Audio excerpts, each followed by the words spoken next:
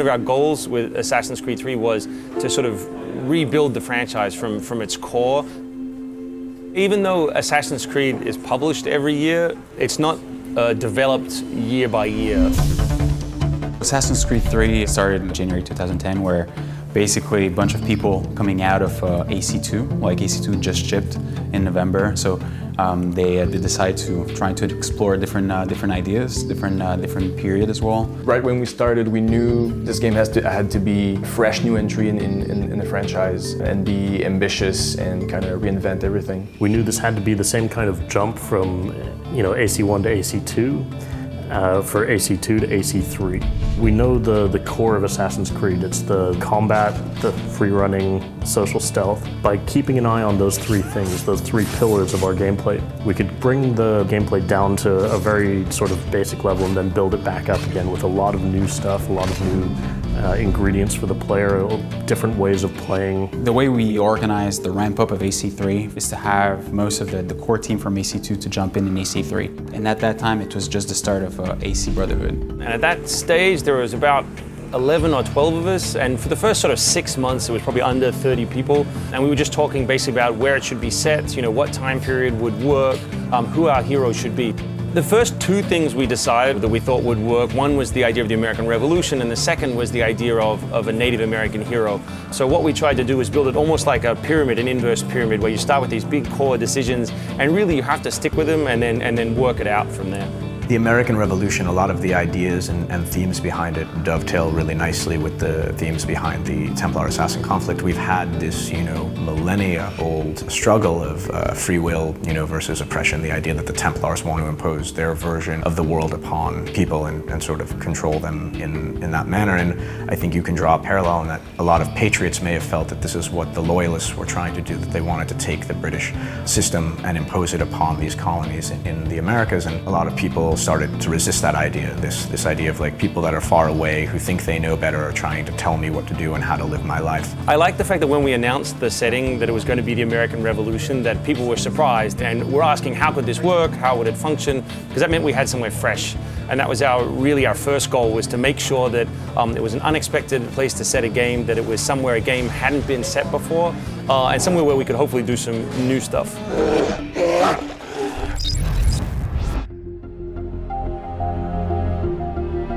When you have a very small team, before you have a lot of engineers or you have a lot of content creators, you still want to draw a picture for people, something better than a document. So we build a video, a little movie, it's a couple of minutes long, and it tries to be as real as possible. No assets that you couldn't use in the real game. The camera's in the same position that we want the camera to be in the final game. Any weapons you use are ideas we have for gameplay, as systemic and believable as possible. The target gameplay footage is really critical for just setting, this is what we're aiming for. It gives us basically a living, visible prototype. These are the people I'm going to see, the kinds of enemies I'll meet, the experience that I want to have for the player. We take that video and we can basically just break that down into a series of different features, right? The things that I'm going to need to be able to give to the coders and the animators and the world team, the sound guys, and say, okay, to execute this, here's the list of things, the features that I need to be able to create this game. Like any project, we start with ideas, and then first thing we want to do is prototype key ideas or the most risky ideas. We need to have risk to be lowered right from the start. Like the tree navigation, we need to know early on that it works.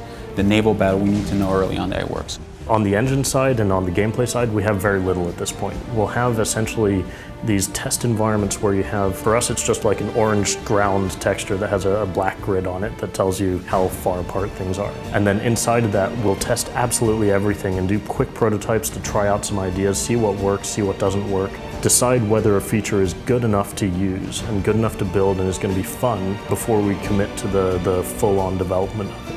So with that came a lot of new engine technologies, and to the extent that we consider it essentially a completely new engine. We decided to build a new engine for Assassin's Creed 3 based purely on gameplay.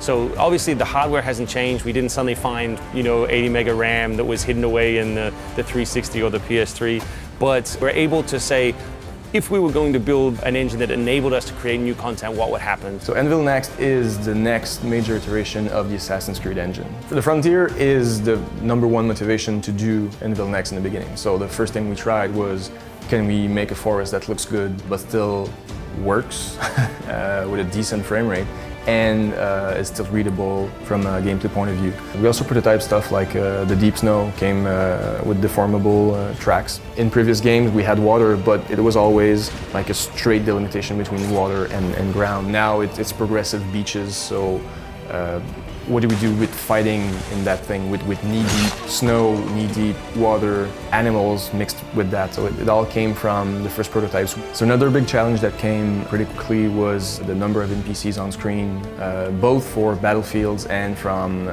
cities like New York. We thought we can cheat and block people's line of sight so they don't see as far. But in the end, because of the battlefields, we also had another reason to develop a new tech that now enables us to render over 2,000 NPCs at once. And we use the same tech to solve both problems.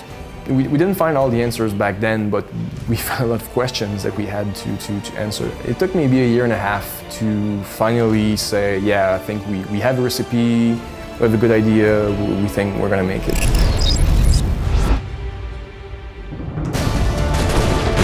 Coming up with how Connor looked, I think, was one of the hardest things we had to do in the game. Connor is our main hero. He's half Native American, half British. He was raised by the Mohawk tribes.